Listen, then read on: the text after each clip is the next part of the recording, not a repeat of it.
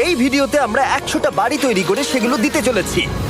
আর প্রত্যেকটা বাড়ি প্রত্যেকটা পরিবারের জীবন বদলে দিতে চলেছে, যাদের নিজের কোনো বাড়ি নেই। আর এটা ওরা জানে না। আমরা একটা বাড়ি বানিয়ে ফেলেছি। তোমাদের চোখের কাপড়টা খোলো আর পিছন ফিরে দেখো, এটা হলো তোমাদের নতুন বাড়ি।